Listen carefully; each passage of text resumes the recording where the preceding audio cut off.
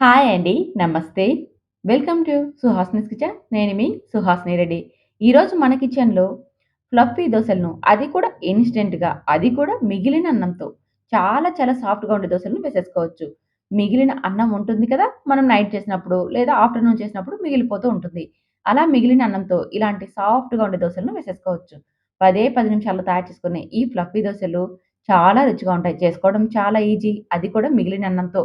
మనం మార్నింగ్ టైమ్‌లో బ్రేక్‌ఫాస్ట్‌గా తయారు చేసేసుకోవచ్చు. నైట్ డిన్నర్‌లకి కూడా మనం తయారు చేసేసుకోవచ్చు. పిల్లలకైతే చాలా బాగా నచ్చేస్తాయి.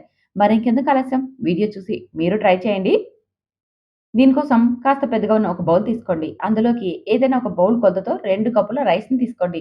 అదే మిగిలిపోయిన అన్నం ఉంటుంది కదా! ఆ అన్నాన్ని 2 గిన్నెలు వేసేసుకొని అందులోకి 1 కప్పు బొంబాయి రవ్వను వేసుకోండి. ఏ కప్పుతో అయితే మీరు అన్నాన్ని తీసుకున్నారో అదే కప్పుతో 1 కప్పు బొంబాయి రవ్వని, అలాగే హాఫ్ కప్పు పెరుగును వేసుకోండి. తర్వాత అదే కప్పుతో 1 కప్పు నీళ్ళని వేసేసుకొని ఇదంతా బాగా కలిసేలాగా కలపండి.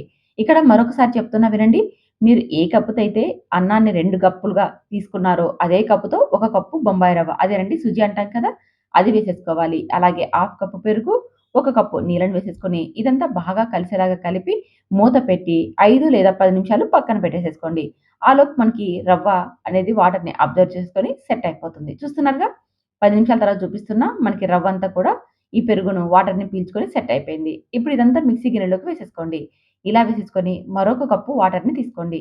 కొద్ది కొద్దిగా ఈ వాటర్‌ని వేసుకుంటూ సాఫ్ట్‌గా గ్రైండ్ చేసేసుకోండి. రెగ్యులర్‌గా మనం దోసకి ఎలా అయితే మెత్తగా గ్రైండ్ చేసుకుంటామో అదే విధంగా గ్రైండ్ చేసేసుకోండి. ఇక్కడ నేను తీసుకున్న ఒక కప్పు వాటర్ మొత్తం కూడా గ్రైండ్ చేసుకోవడానికి సరిపోయాయి.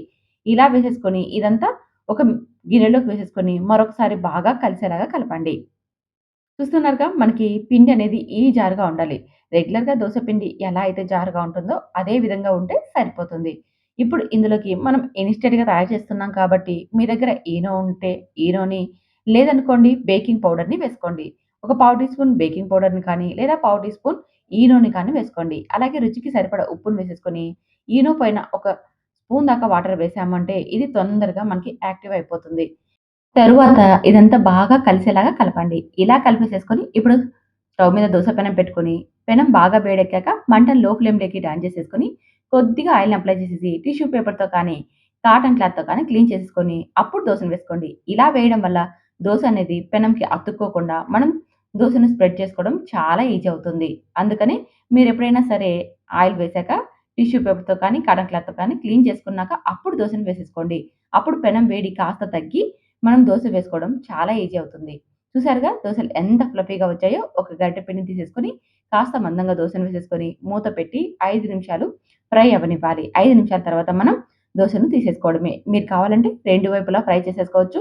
మంచి రంగు వచ్చేంత వరకు. నేనైతే ఇక్కడ వన్ సైడ్ మాత్రమే దోసను ఫ్రై చేసి తీసేసాను. ఎందుకంటే నాకు ఫ్లఫీ దోసలంటే చాలా చాలా ఇష్టం. అందుకని నేను వన్ సైడ్ మాత్రమే ఫ్రై చేసేసాను. మీరు కావాలంటే 2 వైపులా ఫ్రై చేసేసుకోండి. అప్పుడు క్రిస్పీగా ఉంటాయి దోసలనేది. ఫ్లఫీగా కావాలంటే మనం ఫ్లఫీగా తయారు చేసేసుకోవచ్చు.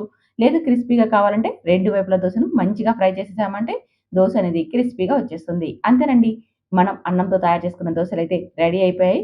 చాలా చాలా చాలా ఫ్లఫీగా ఉంటాయి. తినడానికి రుచి కూడా చాలా బాగుంటాయి.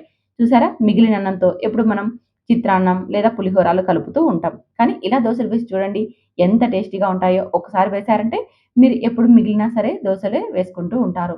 మనం మార్నింగ్ టైమ్‌లోన దోసను వేసేసుకోవచ్చు. లేదా రాత్రి పూట కూడా డిన్నర్‌లోకి ఈ దోసలను వేసేసుకోవచ్చు. ఇన్‌స్టంట్‌గా తయారు చేసుకునే ఈ అన్నం దోసలు మీకు నచ్చాయా? అయితే ఒకసారి ట్రై చేయండి. తర్వాత ఎలా వచ్చాయో కూడా కామెంట్ చేయండి. అలాగే ఈ వీడియోని మీ ఫ్రెండ్స్, ఫ్యామిలీ మెంబర్స్‌కి షేర్ చేసేసి మన ఛానెల్‌ని సబ్స్క్రైబ్ చేసుకొని ఫాలో అవ్వండి. ఇలాంటి టేస్టీ వంటకాలు మన ఛానెల్‌లో చాలా ఉన్నాయి. Thank you for watching.